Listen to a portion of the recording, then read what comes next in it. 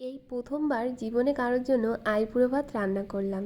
এর আগে কিন্তু কখনো আমি আইবুড়ো ভাত দেখিও নাই, আর কিন্তু কখনো আমি নিজের হাতে করিও নাই।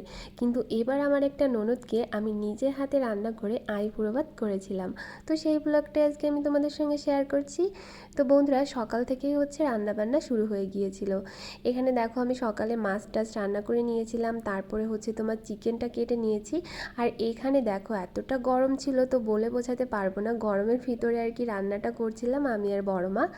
আর এখানে হচ্ছে দেখো বেগুন পটল এগুলো হচ্ছে তোমার ভেজে নিচ্ছিলাম, বেসন দিয়ে আর কি সুন্দর করে ভেজে নিচ্ছিলাম। আর চিকেনগুলো হচ্ছে এক এক করে মানে একটা রান্না বসিয়ে দিচ্ছিলাম, আর একটা জিনিস হচ্ছে গুছিয়ে নিচ্ছিলাম, কারণ অনেকটাই লেট হয়ে গিয়েছিল আর প্রচণ্ড গরম পড়েছে।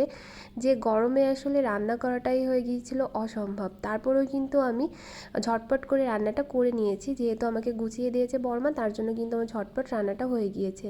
তো রান্না শেষ, আর এই দিকে দেখো পোলাও ভাতটা হচ্ছে বসিয়ে দিয়েছি। তো কী কী রান্না করেছি তোমাদেরকে অবশ্যই বলছি। 2 রকম মাংস রান্না করেছি, 2 রকম ভাজি করেছি, বেগুন পটল ভাজি করেছি, ডিম রান্না করেছি, মাছের ঝোল করেছি, তারপরে হচ্ছে তোমার ডাল রান্না করেছি, মানে মুড়িঘণ্ট ডাল রান্না করেছি। আর 2 রকম মাংস বলতে এখানে হচ্ছে তোমার মুরগি রোস্ট করেছিলাম, আর হচ্ছে ঝাল মাংস রান্না করেছি, মানে কষা মাংস রান্না করেছিলাম।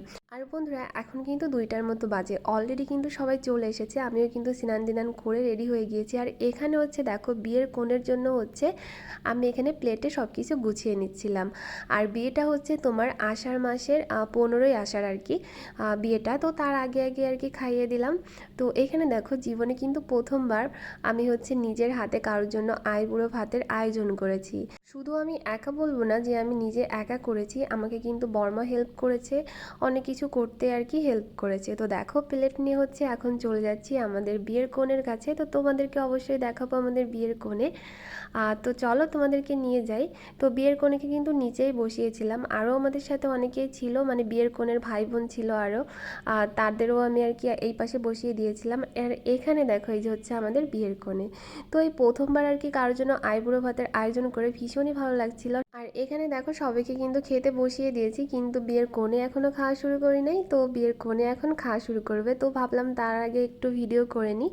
তো দেখো এখানে কিন্তু আমি এক এক করে সাজিয়ে দিয়েছি। তো এখানে কয় রকম খাবার আছে তোমরা কিন্তু অবশ্যই কমেন্ট করে জানিও। আর আমি কিন্তু বললাম না, তোমরা দেখে আমাকে কমেন্ট করে জানিও। তো বন্ধুরা, আজকের ভিডিওটি আমার এই পর্যন্ত ছিল। এখানে আমি বিয়ের কোণের জন্য কয় পদ রান্না করেছি সেটা কিন্তু তোমরা অবশ্যই কমেন্ট করে জানিও।